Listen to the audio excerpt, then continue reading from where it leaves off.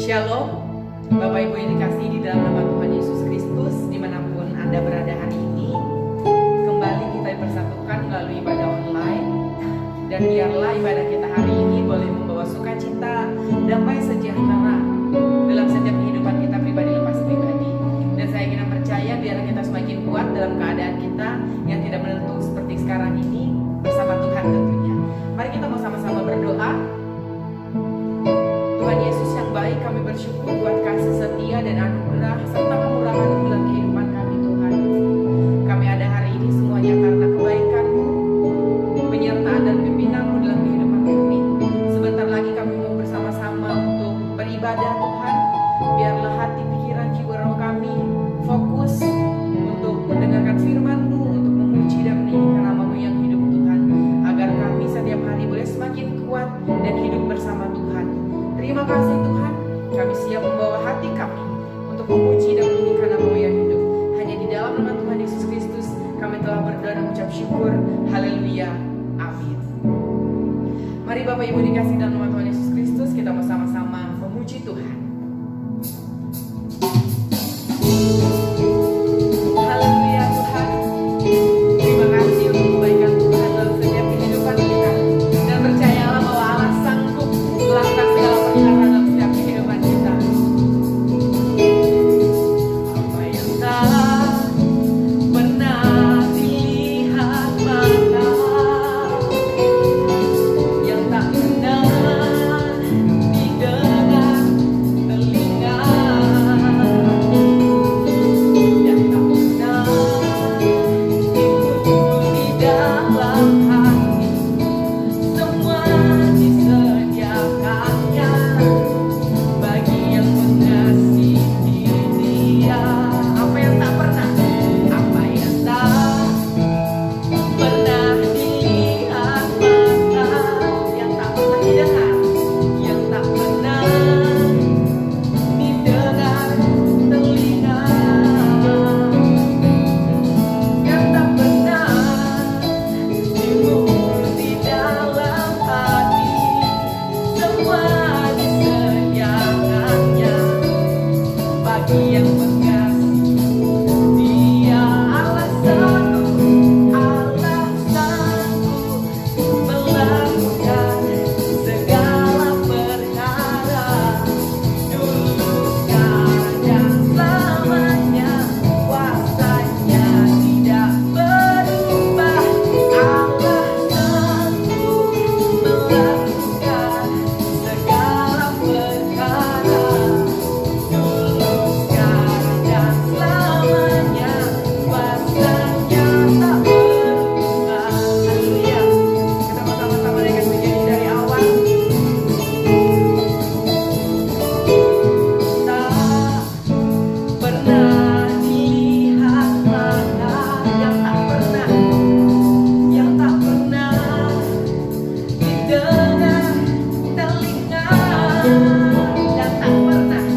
dan tak pernah timbul di dalam hati, semua disediakannya bagi yang mengasihi Dia. Allah sanggup melakukan segala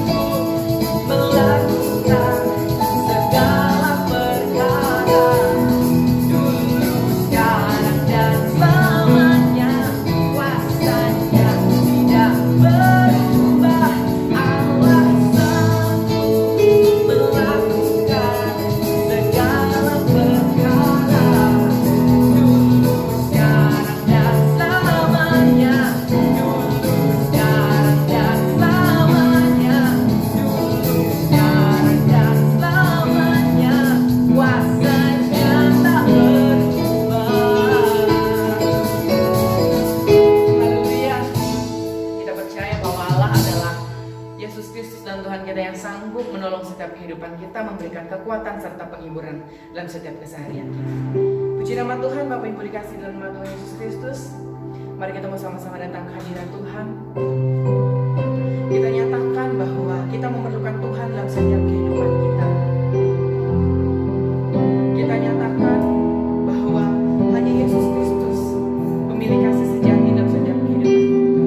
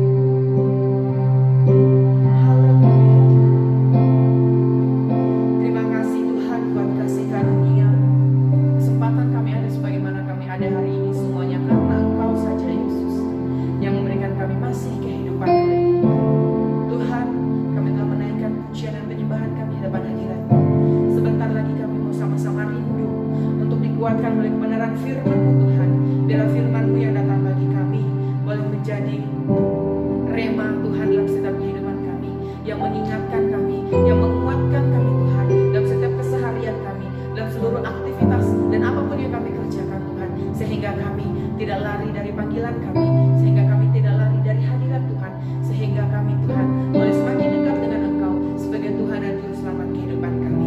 Terima kasih Tuhan Yesus buat hari ini, buat cinta kasih, buat nafas kehidupan yang masih Kau berikan kehidupan kami. Pada pagi ini Tuhan, kami ingin mendengarkan firman-Mu. Kami telah siap hanya di dalam nama Tuhan Yesus Kristus. Kami telah berdoa dan ucap syukur. Haleluya. Amin. Selanjutnya saya persilakan kepada hamba-Nya yang menyampaikan kebenaran firman Tuhan. Shalom kekasih-kekasih Tuhan dimanapun Anda berada. Saya sangat senang hari ini bahwa saya bisa menyampaikan kebenaran firman Tuhan untuk kita semua. Sebelum kita mendengarkan firman Tuhan, izinkan saya untuk menyampaikan permohonan maaf bahwa berkaitan dengan ibadah kita hari ini kembali secara online, itu dikarenakan dengan keadaan yang tidak memungkinkan, sehingga hal ini mohon dimaklumi dan dimengerti secara bijaksana tanpa mengurangi sukacita kita, iman, pengharapan kita kepada Tuhan kita. Mari kita bersatu dalam doa sehingga kita siap untuk mendengarkan firman Tuhan.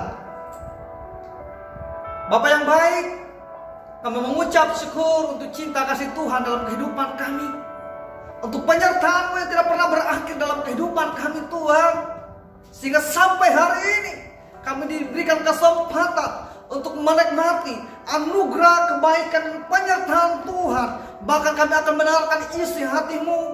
Engkau lengkapi kami dengan hikmat pengertian hati sebagai seorang hamba, sehingga kami boleh mencerna, memahami betapa dalamnya cinta, kasih dan kesetiaan Tuhan di dalam kehidupan kami, sehingga kami boleh tetap kuat di dalam mencintai dan mengiring Tuhan sepanjang kehidupan kami. Di dalam nama Tuhan Yesus, Engkau juga melengkapi setiap jemaat yang ada di rumah Tuhan. Engkau menyertai mereka, hikmat pengertian dan pewahyuan menjadi bagian mereka, sehingga mereka boleh bertumbuh di dalam iman, pengharapan yang lahir dari pengenalan yang semakin dalam akan Tuhan. Di dalam nama Tuhan Yesus kami mengucap syukur yang diberkati oleh Tuhan. Sama-sama kita katakan amin. Bapak Ibu semuanya, kekasih-kekasih Tuhan, kita akan belajar firman Tuhan dengan tema ketaatan. Tentu kita sebagai ciptaan Tuhan,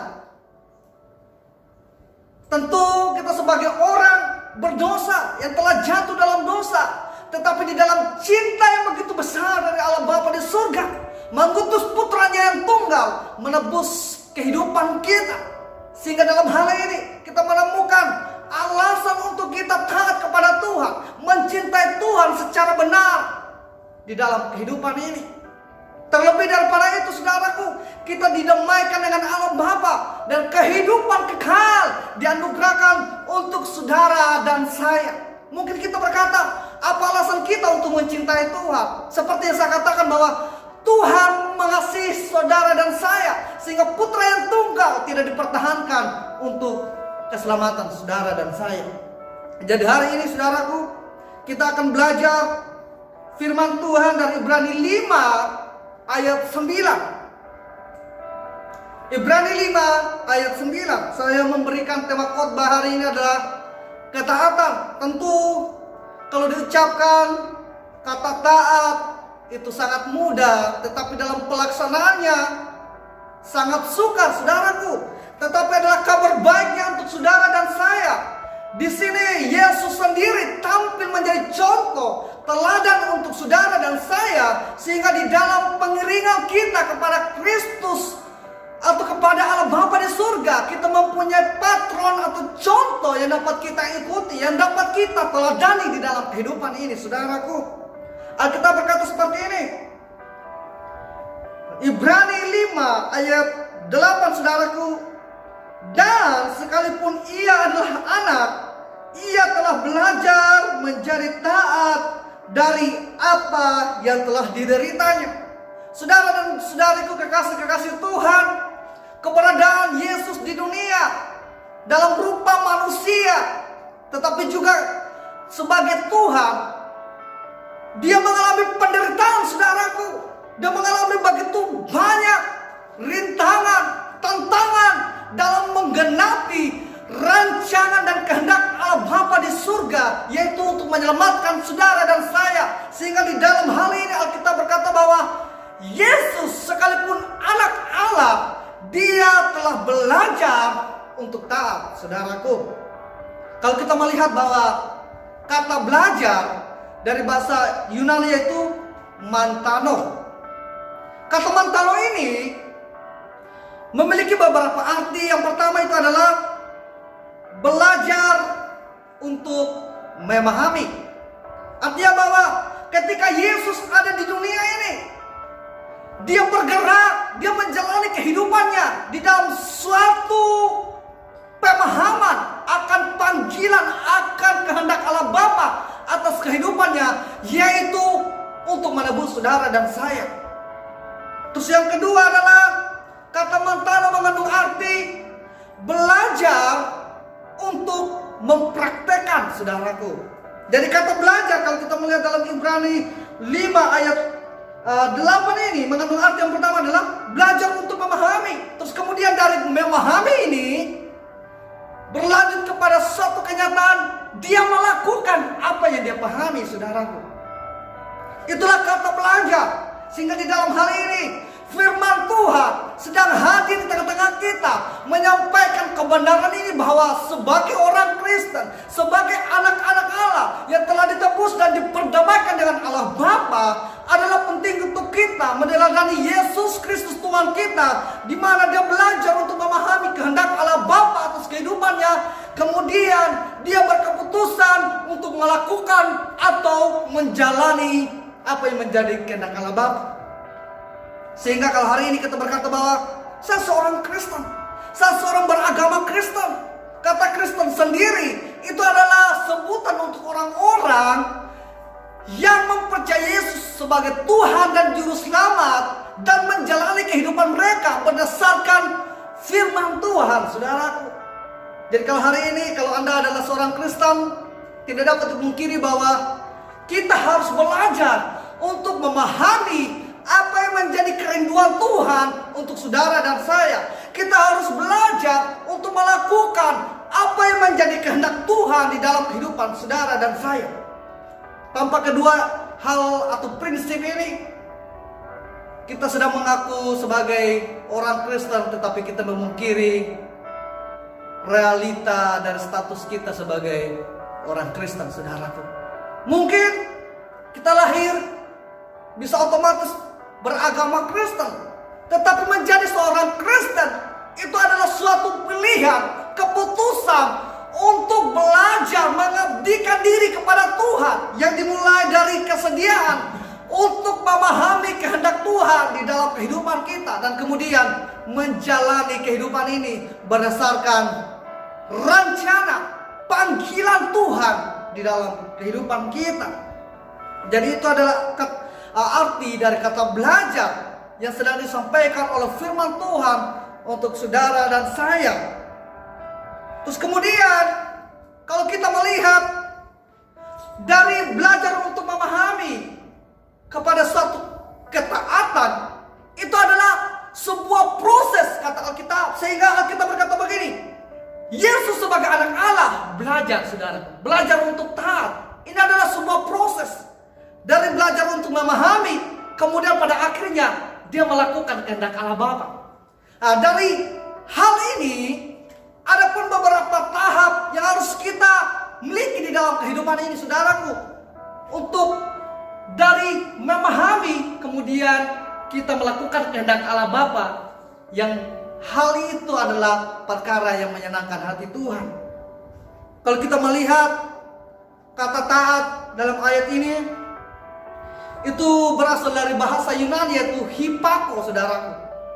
Kata hipako itu mengandung beberapa arti, saudara. Yang pertama adalah mendengarkan dengan penuh perhatian atau seksama atau teliti, saudaraku. Jadi dalam hal ini Alkitab sedang mengajarkan kita, Yesus menaruh perhatian yang besar kepada kehendak Allah Bapa di dalam kehidupannya. Yesus mengutamakan kehendak Allah Bapa. Yesus memilih untuk menghidupi kehendak Allah Bapa di dalam kehidupannya. Dia menaruh perhatian yang besar, saudaraku. Sebab dia memahami bahwa dia ada dalam dunia ini untuk mengerjakan kehendak Allah Bapa, yaitu untuk keselamatan saudara dan saya. Jadi kata taat dalam bahasa Yunani dari kata hipago yang pertama mengandung arti mendengarkan dengan penuh perhatian.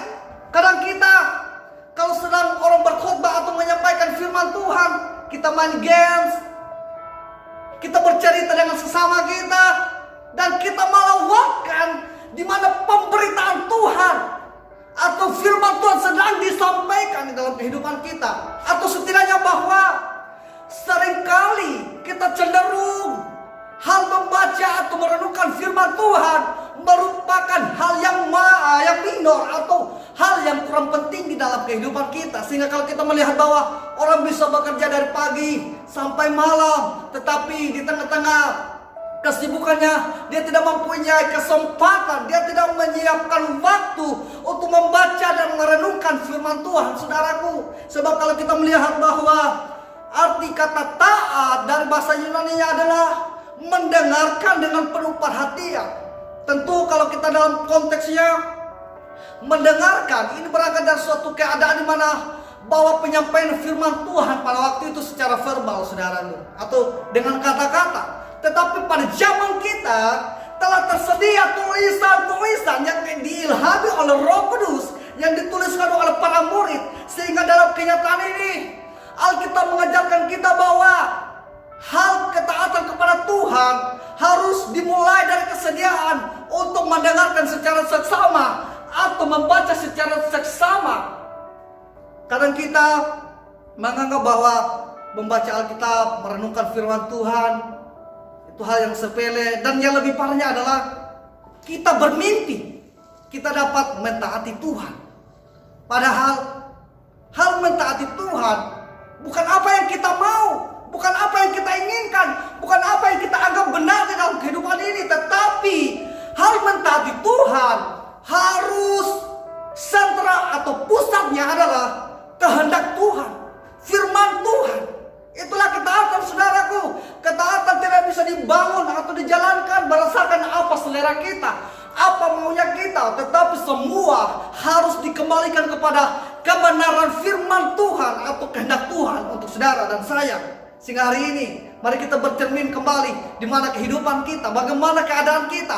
Apakah hari-hari ini kita masih mempunyai waktu untuk membaca firman Tuhan? Apakah hari ini kita masih mempunyai waktu untuk merenungkan firman Tuhan, saudaraku? Sebab Alkitab berkata bahwa hal ketaatan itu mulai dari sebuah pemahaman. Untuk memahami itu dimulai dari sikap mendengarkan dengan seksama. Tetapi hari ini kita memiliki Alkitab, gadget kita yang ada aplikasi Alkitab. Tentu ini adalah tools atau media atau sarana yang disediakan untuk kita, sehingga tentunya bukan hanya mendengarkan tetapi membaca dengan secara seksama, saudaraku. Tentu seseorang akan rela untuk secara seksama kalau dia memahami bahwa ternyata seperti Yesus ada di dunia ini, yaitu mengerjakan kehendak Allah Bapa. Seharusnya itulah yang menyadarkan kita bahwa kita pun sebagai umat ciptaan Tuhan, sebagai orang yang telah ditebus oleh Tuhan, tujuan kita di dalam kehidupan ini hanya semata-mata melakukan kehendak Tuhan. Sehingga membaca Alkitab, mendengarkan firman Tuhan secara seksama, itu adalah perkara yang sangat penting di dalam kehidupan kita. Sebab apa yang kita cerna melalui pendengaran mata kita, itulah yang akan membentuk pikiran kita, saudaraku. Dan kemudian dari pikiran kita menentukan bagaimana kita bersikap. Sehingga di dalam hal ini Alkitab mengajarkan kita untuk memperhatikan firman Tuhan, sehingga di dalam kehidupan kita dapat memahami bagaimana melakukan firman Tuhan, saudaraku. Sehingga dalam satu kesempatan, kalau kita melihat dalam Lukas 10 ayat 38, Lukas 10 ayat 38,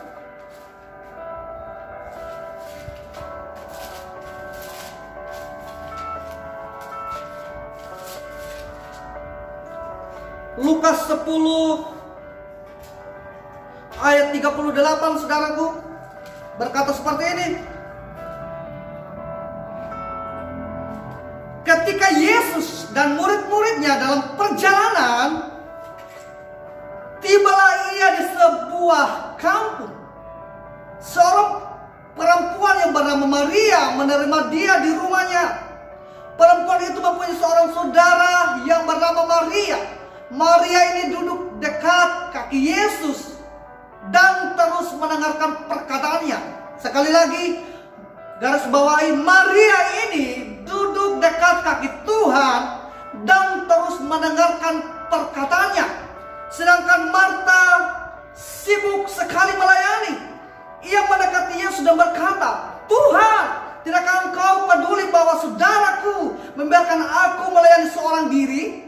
Suruhlah dia membantu aku." Tetapi jawab Yesus kepada perempuan ini, tetapi Tuhan menjawabnya, "Marta, Marta, engkau khawatir dan menyusahkan diri dengan banyak perkara."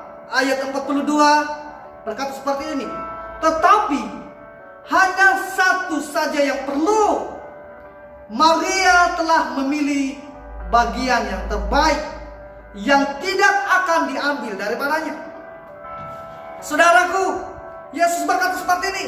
Yesus berkata bahwa perempuan yang bernama Marta, maksudnya Maria, mendapat bagian yang terbaik. Dimana kalau kita melihat bahwa di dalam ayat yang ke 40, ayat 40, maksud saya 39, saudaraku. Ayat 39 berkata seperti ini.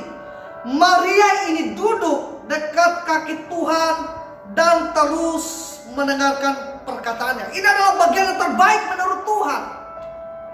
Sehingga kalau dalam bahasa Yunani, kata mendengar dalam konteks ini mempunyai makna yang sama dengan Ibrani 5 ayat 9, di mana seorang Maria menaruh perhatian yang besar kepada Tuhan, di mana dia duduk di kaki Tuhan dan terus mendengarkan perkataan Tuhan, saudaraku.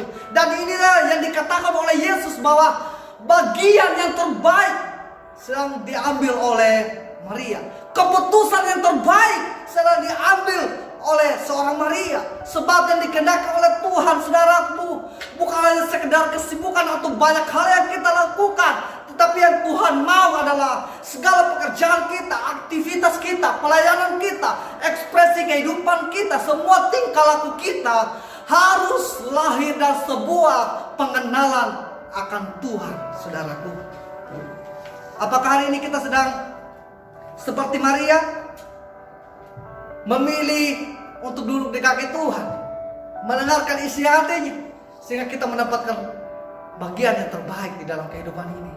Saudaraku, Yesus berkata ini yang terbaik, yaitu mengenal Tuhan dan kehendaknya di dalam kehidupan saudara dan saya. Terus kemudian kata taat atau hipako ini mengandung arti menempatkan diri di bawah, saudaraku. Nah, menempatkan diri di bawah itu seperti halnya Sarah mentaati Abraham, saudaraku. Kalau kita melihat dalam 1 Petrus 3 ayat 6, kalau kita melihat 1 Petrus 3 berkata seperti ini. Sama seperti Sarah taat kepada Abraham dan menamai dia tuannya, saudaraku. Dalam hal ini Sarah taat kepada Abraham karena dia menganggap Abraham adalah Tuhan ya saudaraku.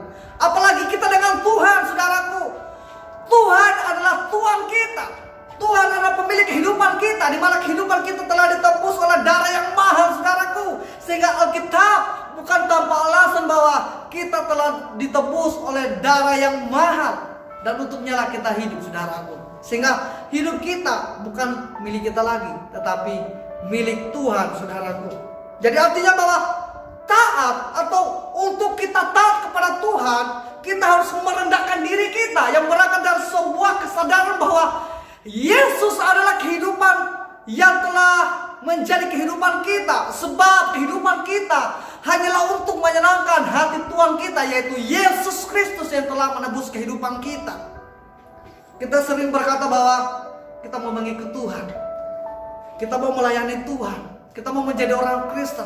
Tetapi dalam hal ini Alkitab sedang mengajarkan kita bahwa untuk menjadi seorang pengikut, untuk menjadi seorang yang mengabdikan diri kepada Tuhan, kita harus menempatkan diri kita di bawah. Artinya bahwa kita harus memandang Tuhan sebagai Tuhan yang harus kita hormati, terlepas dari apapun yang menjadi kehendaknya di dalam kehidupan kita, saudaraku. Jadi kalau kita melihat bahwa dalam bagian lain dalam Alkitab, hamba-hamba sering berkata seperti ini, kami adalah hamba yang tidak berguna. Kami hanya melakukan apa yang menjadi bagian kami. Artinya bahwa kalau kita mau melakukan apa yang menjadi kehendak Tuhan, kita harus menempatkan diri kita seperti seorang hamba. Bahkan seorang budak saudaraku, seorang budak, dia harus melakukan apapun yang menjadi kehendak Tuhannya di dalam kehidupan kita atau kehidupannya. Sehingga dia berkata seperti ini, aku berguna kalau aku melakukan apa yang menjadi bagianku. Jadi dalam hal ini saudara dan saya adalah hamba-hamba Tuhan. Kita adalah pelayan-pelayan Tuhan. Sehingga dalam hal ini kita harus merendahkan diri kita kepada Tuhan. Kalau yang pertama adalah bersedia untuk mendengarkan dengan seksama. Terus kemudian merendahkan diri, menerima Tuhan sebagai juru selamat kita, di mana Dia menjadi Tuhan tunggal dalam kehidupan kita. Artinya bahwa dalam keadaan ini menuntut suatu prinsip untuk melepaskan standar ganda dalam kehidupan kita. Artinya seperti ini saudaraku, semua kehidupan kita harus diukur berdasarkan firman Tuhan. Tanpa kesediaan ini, seseorang tidak akan bisa untuk taat sepenuhnya kepada Tuhan. Sering kita taat kalau dalam keadaan yang menyenangkan kedagingan kita, tetapi kita menolak untuk taat ketika itu menyita atau menyinggung kesenangan kedagingan kita. Tetapi dalam hal ini Alkitab memperingatkan kita bahwa untuk menjadi taat, kita harus merendahkan diri di hadapan hadirat Tuhan. Kemudian selanjutnya saudaraku, kata taat yaitu hipako mengandung arti bahwa memahami dan menyesuaikan diri. Artinya bahwa untuk taat kepada Tuhan saudaraku, seseorang harus memahami apa yang menjadi kehendaknya. Terus kemudian ketika memahami apa yang menjadi kehendak atau perintah, kemudian kita menyesuaikan. Bukan sang pemberi perintah yang menyesuaikan diri dengan kita, tetapi kita menyesuaikan diri dengan apa yang menjadi perintah atau kehendaknya saudaraku. Hari ini Tuhan kita adalah Yesus Kristus. Bapa kita adalah Bapa di surga. Tetapi bagaimana dengan kenyataan kehidupan kita? Apakah dalam pengiringan kita mau Tuhan menyesuaikan diri dengan apa yang menjadi keinginan kita? Atau kita belajar memahami Tuhan dan kemudian menyesuaikan diri dengan apa yang menjadi kehendak Tuhan? Saudaraku, Alkitab memperingatkan kita, seseorang yang mau taat harus memahami apa menjadi isi hati Tuhan dan kemudian menyesuaikan diri dengan kehendak atau perintah tersebut. Seperti yang saya katakan bahwa sering kali kita merasa bersedia untuk taat ketika perintah atau kehendak Tuhan tidak mengandung resiko di dalam kehidupan kita. Tetapi di dalam hal ini Alkitab memperingatkan kita, terlepas dari apapun yang harus kita tanggung sebagai konsekuensi di dalam penggenapan kehendak Tuhan di dalam kehidupan kita, itu tidak membuat kita tidak taat atau tidak membuat kita setia atau bahkan mundur di dalam pengiringan kita kepada Tuhan. Sehingga kalau dalam hal ini kita akan melihat contoh dari Markus 14 ayat 32. Markus 14 ayat 32. Markus 14 ayat 32.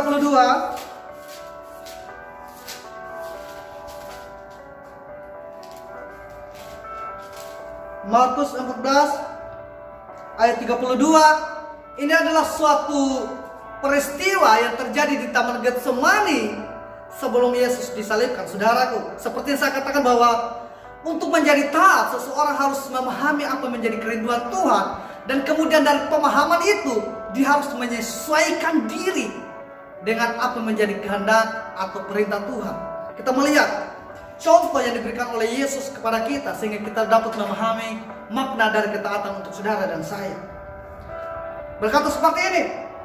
Lalu sampailah Yesus dan murid-muridnya ke suatu tempat yang bernama Getsemani.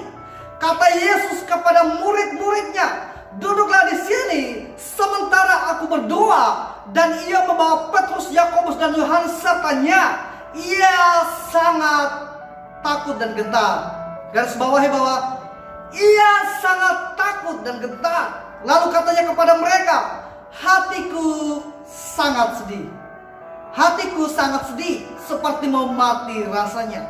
Tinggallah di sini, berjaga-jagalah." Ia maju sedikit, merebahkan diri ke tanah dan berdoa supaya sekiranya mungkin saat itu lalu daripadanya. Katanya, "Ya Bapa, ya Aba, ya Bapa, tidak ada mustahil bagimu. Ambillah cawan ini daripadaku, tetapi janganlah apa yang aku kehendaki, melainkan apa yang engkau kehendaki." Dari peristiwa ini kita belajar bahwa ketaatan Yesus untuk mati di atas kayu salib, menanggung penderitaan, kutuk dan kehinaan karena dosa, saudaraku. Dalam hal ini, seperti saya katakan bahwa memahami makna dari ketaatan dalam memahami terus kemudian menyesuaikan diri. Kita akan melihat bahwa dalam ketaatan ini Yesus memilih untuk taat, walaupun dia sangat takut dan gentar, saudaraku. Bahkan dia berkata seperti ini, rasa-rasanya mati itu lebih baik, saudaraku. Kalau kita tanpa sadar dalam keadaan kehidupan kita, perjalanan kehidupan kita, ketika kita menemui kesulitan, tantangan yang begitu berat, kadang kita merasa bahwa ini sangat berat, sangat menyedihkan, lebih baik mati. Kadang kita berkata seperti itu. Dan inilah yang dirasakan oleh Tuhan, saudaraku.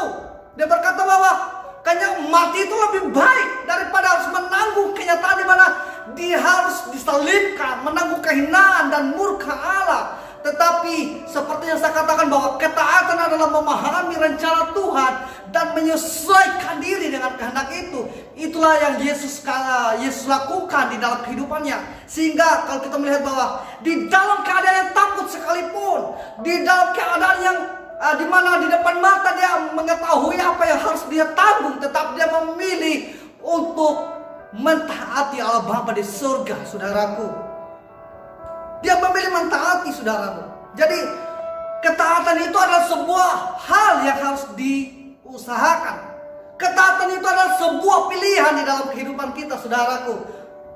Ini bukan suatu hal yang terjadi secara otomatis, tetapi sebuah perkara yang harus dibangun, sebuah perkara yang harus kita pilih di dalam kehidupan ini, saudaraku. Sehingga dalam keadaan ini Yesus takut dan gentar, bahkan mau mati rasanya, tetapi dia berkata seperti ini, saudaraku, "Bukan kehendakku yang terjadi, tetapi kehendak Allah Bapa," saudaraku.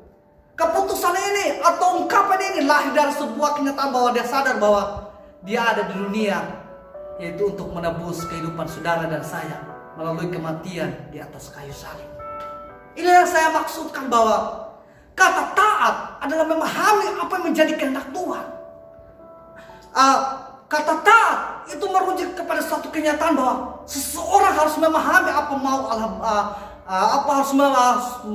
memahami apa yang menjadi kerinduan Tuhan di dalam kehidupannya, sehingga memungkinkan dia untuk memilih mentaati perintah atau kehendak tersebut. Seperti Yesus katakan, bukan kehendakku, walaupun rasanya mau mati, walaupun itu membuat saya sangat takut, walaupun itu membuat saya sangat sedih, tetapi dia berkata di dalam pengenalannya terhadap Allah Bapa, dia berkata seperti ini, tidak ada yang mustahil bagi engkau kalau engkau mau mengambil cawan ini, tetapi di dalam kemahakuasaannya dia memilih untuk mentaati Allah Bapa di surga, saudaraku, di mana dia berkata, bukan kehendakku, tetapi apa yang menjadi kehendak Allah Bapa di dalam kehidupannya. Bagaimana kehidupan kita, saudaraku? Apakah kita sudah seperti Yesus? Bukan kehendakku yang terjadi, tetapi kehendak Allah Bapa di surga. Artinya bahwa tanpa kesediaan untuk menyesuaikan diri dengan firman Tuhan, mustahil saudara dan saya dapat memiliki kehidupan yang menyenangkan hati Tuhan. Mustahil bagi kita untuk menjadi seorang Kristen yang benar di hadapan Tuhan.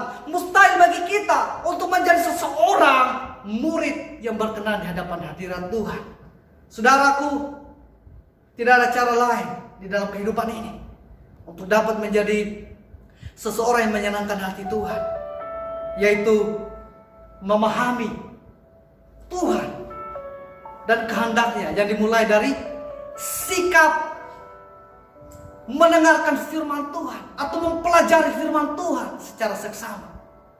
Terus kemudian menempatkan diri sebagai hamba, sebagai pribadi yang telah ditebus oleh Tuhan, sehingga akan membawa kita kepada prinsip yang berikut adalah, dari pemahaman itu kita menyesuaikan diri kepada Tuhan. Kitalah yang menyesuaikan diri kepada kehendak Tuhan, bukan Tuhan yang menyesuaikan diri dengan kehendak-kehendak kita.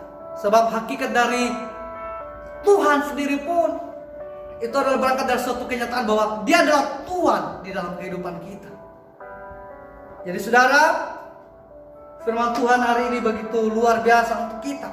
Terus kemudian arti yang keempat dari kata taat atau hipako ini adalah patuh dan melakukan perintah secara konsisten. Kalau yang pertama adalah mendengarkan, menempatkan diri paling bawah, memandang Tuhan atau memperlakukan Tuhan sebagai Tuhan dan kita adalah hamba. Terus kemudian memahami dan kemudian kita menyesuaikan diri dengan kehendaknya. Terus kemudian yang keempat adalah dari menyesuaikan diri itu kita melakukan kehendaknya. Seperti kalau kita melihat bahwa di dalam Kejadian 22 ayat 1 sampai 3, saudaraku. Kalau kita melihat ini adalah kisah seorang Abraham yang diuji keyakinannya atau ketaatannya oleh Allah Bapa, saudaraku. Kita melihat dalam Kejadian 21 ayat 22 berkata seperti ini. Setelah semuanya itu, artinya gini, setelah Abraham memiliki anak, yaitu Ishak, yang adalah anak perjanjian dari Allah Bapa, dan bahwa melalui Ishak Abraham akan mendapatkan keturunan. Setelah peristiwa-peristiwa itu, setelah semuanya itu, Allah mencoba Abraham. Allah berfirman kepadanya, Abraham. Lalu sahutnya, ya Tuhan, firman-Nya, ambillah anakmu yang tunggal itu yang engkau kasihi, yakni Ishak. Pergilah ke tanah Moria dan persembahkanlah dia di sana sebagai korban bakaran pada salah satu gunung yang akan kukatakan kepadamu. Kalau kita melihat bahwa bacaan yang tadi kita baca itu adalah sebuah kenyataan di mana Abraham sedang mendengarkan perintah Allah Bapa di dalam kehidupannya, saudaraku. Ketika dia mempunyai anak, yaitu Ishak, firman Tuhan berkata bahwa Allah menyuruh Abraham. Artinya Allah berfirman dan Abraham memperhatikan apa yang menjadi kehendak Allah Bapa di surga. dalam kehidupannya, yaitu mengambil Ishak, anak yang tunggal yang sangat dikasihi oleh Abraham. Berangkat dari kenyataan bahwa dia mendengar dan memahami tentang perintah Tuhan, membawa dia kepada satu kenyataan realita wujud tindakan dari imannya kepada Allah, yaitu pada ayat yang ketiga. Alkitab berkata seperti ini, keesokan harinya pagi-pagi bangunlah Abraham. Ia memasuk pelana keledainya dan memanggil dua orang bujangnya beserta Ishak anaknya itu. Ia membelah kayu untuk korban bakaran itu. Lalu berangkatlah ia dan pergi ke tempat yang dikatakan Allah kepadanya. Ini adalah suatu hasil dari dia mendengarkan firman Tuhan untuk mempersembahkan Ishak di Gunung Moria, saudaraku. Sehingga pada ayat yang ketiga, pagi-pagi benar, saudaraku, Abraham melakukan apa yang menjadi firman Tuhan. Sehingga ketaatan bukan hanya mendengar, memahami, terus kemudian kita menyesuaikan diri dengan apa yang menjadi perintah, tetapi ketaatan adalah sebuah perkara yang harus dijalani, adalah sebuah kenyataan yang harus diekspresikan dalam kehidupan kita. Itulah ketaatan, saudaraku. Karena kita berkata bahwa, oh, saya mau taat Tuhan. Kita berdoa, saya mau taat Tuhan, berikan saya kekuatan. Tetapi setelah berdoa, ketika kita diperhadapkan dengan kehendak-kehendak Tuhan, kita lalai, saudaraku. Itulah suatu perjalanan, proses belajar bahwa ketika kita memahami, kita berangkat kepada suatu kenyataan, kita harus menjalani apa yang menjadi kehendak Tuhan. Artinya bahwa dan sebuah pembicaraan kita, pembahasan firman Tuhan hari ini adalah yang saya maksudkan seperti ini, saudaraku. Kita adalah umat-umat tebusan Tuhan. Kita adalah hamba-hamba Tuhan. Dan Yesus adalah Tuhan kita. Yang Tuhan mau, yang Tuhan inginkan kita meneladani Dia, di mana Dia menghormati Allah Bapa, mencintai Allah Bapa, terus kemudian itu diwujudkan melalui sebuah ketaatan. Itulah yang Dia inginkan dalam kehidupan kita, yaitu mentaati Kristus seperti Dia mentaati Allah Bapa. Yaitu dengan cara yang pertama adalah untuk taat, itu harus menuntut kesediaan kita untuk mempelajari firman Tuhan, membaca firman Tuhan, merenungkan firman Tuhan, terus kemudian bersedia untuk menjadi hamba, menempatkan diri sebagai hamba dari kesadaran bahwa kita adalah umat-umat tebusan. Dan kemudian dari pemahaman itu kita menyesuaikan diri kita kepada sesuai dengan firman Tuhan. Dan kemudian kita hidup melakukan firman Tuhan secara konsisten, saudara. Kita tidak bisa mentaati Tuhan menurut apa mau kita, tetapi standar ketaatan kita harus menurut apa yang menjadi kehendak, apa yang menjadi keinginan Tuhan bagi saudara dan saya. Di akhir pembahasan ini, kiranya firman Tuhan ini memberkati saudara dan saya, memperlengkapi kita untuk kita dapat memahami bagaimana membangun ketaatan kepada Tuhan, yaitu memahami isi hatinya, menyesuaikan diri dengan apa yang menjadi keinginannya, dan tinggal tetap di dalam konsistensi untuk melakukan apa yang menjadi kehendak Tuhan di dalam kehidupan kita, apapun konsekuensinya. Sebab Alkitab berkata bahwa saudara dan saya diberikan kuasa untuk menjadi anak-anak Allah, saudaraku. Bukan hanya perintah yang diberikan, tetapi juga Roh Kudus menyertai saudara dan saya, yang akan memampukan saudara dan saya untuk mewujudkan kehendak Allah Bapa, kehendak Kristus dalam kehidupan kita, sehingga dunia boleh melihat perbuatan baik kita dan memuliakan Bapa di surga, dan banyak jiwa diselamatkan oleh kehidupan kita. Mari kita bersatu di dalam doa. Bapa di surga, kami mengucap syukur Tuhan untuk firman-Mu hari ini, di mana kami, Tuhan, mendengarkan firman-Mu bahwa sebuah ketaatan itu adalah pembelajaran di dalam kehidupan kami Tuhan. Sebuah pembelajaran mulai dari memahami isi hati Tuhan.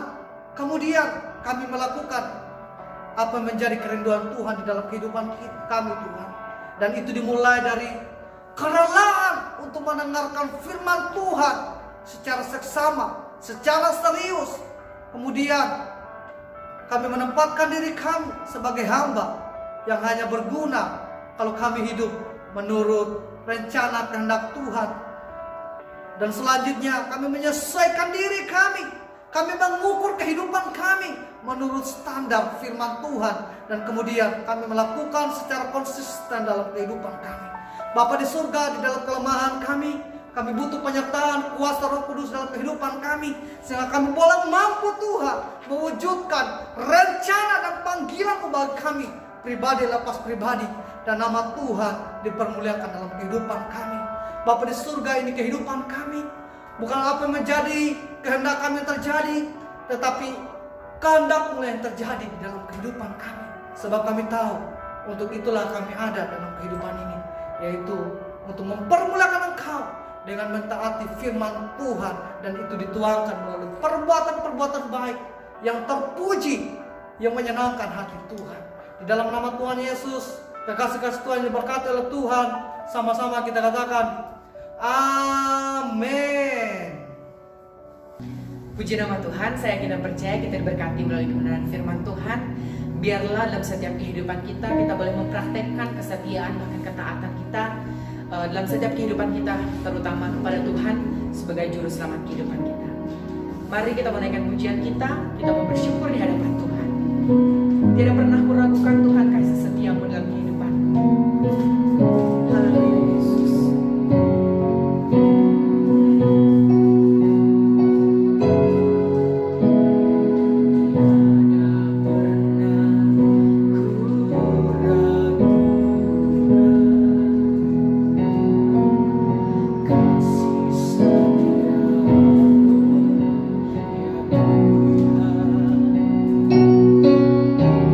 Setiap waktu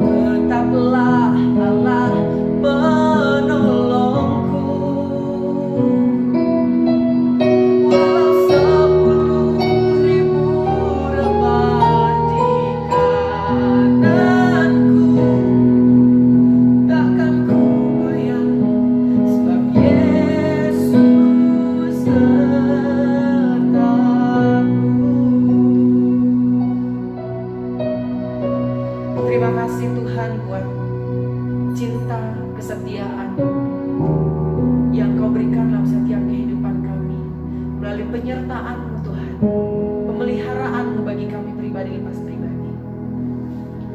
Tuhan, kami sudah mendengarkan kebenaran firman-Mu. Biarlah firman-Mu boleh bertumbuh, berakar, berbuah dalam setiap kehidupan kami, yang menuntun dan melawat setiap kehidupan kami Tuhan. Agar ketika kami melangkah, kami boleh melangkah dengan kuat bersama Kristus dalam kehidupan kami. Terima kasih Tuhan, seluruh kegiatan kami, aktivitas kami selanjutnya kami serahkan ke dalam tangan-Mu Tuhan. Biarlah Engkau yang menolong kami Tuhan. Terima kasih Tuhan Yesus, terima kasih Roh Kudus. Hanya di dalam nama Tuhan Yesus Kristus kami telah berdoa dan mengucap syukur untuk kebenaran firman-Mu. Haleluya, amin.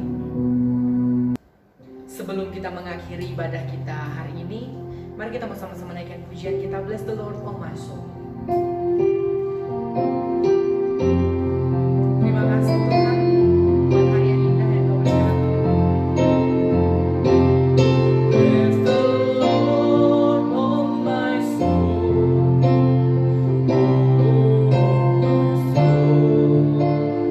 worship His holy name. Sing like never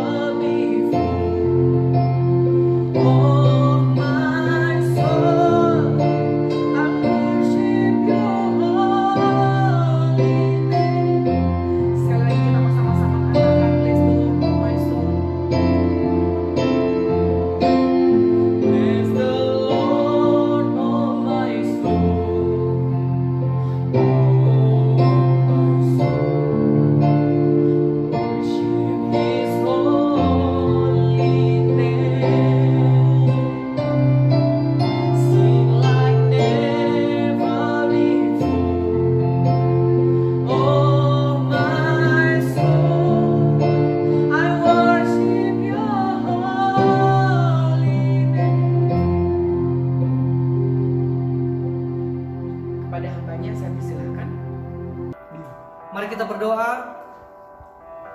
Bapa di surga, kami mengucap syukur Tuhan untuk kesempatan yang Kau anugerahkan dalam kehidupan kami. Kami boleh mendengarkan firman-Mu, mendengarkan isi hati-Mu di dalam kehidupan kami.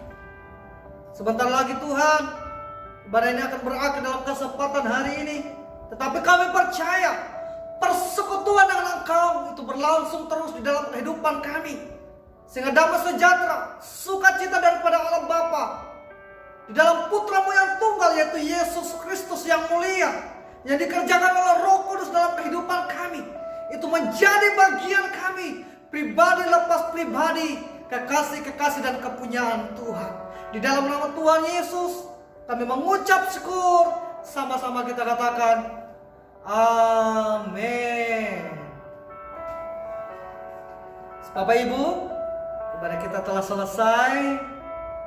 Untuk ibadah selanjutnya, kita akan melihat perkembangan dari penyebaran wabah yang masih ada di tengah-tengah kita. Sehingga nanti kedepannya kalau memungkinkan, kita akan ada bersama-sama di gereja. Tetapi kalau sekalipun kita harus online atau ibadah seperti ini, saya berharap bahwa kita tetap setia dalam mengikuti ibadah online kita, sehingga kita boleh dibangun dalam iman dan pengenalan kita kepada Tuhan. Tetap jaga kesehatan, terapkan protokol kesehatan secara bijaksana, sehingga di dalam kesempatan kita boleh bersama-sama berjumpa lagi, dan kita boleh bersama-sama berada di gereja, memuji Tuhan, menaikkan pujian, ucapan terima kasih, dan saling menguatkan satu dengan yang lainnya. Tuhan Yesus memberkati semuanya. Shalom.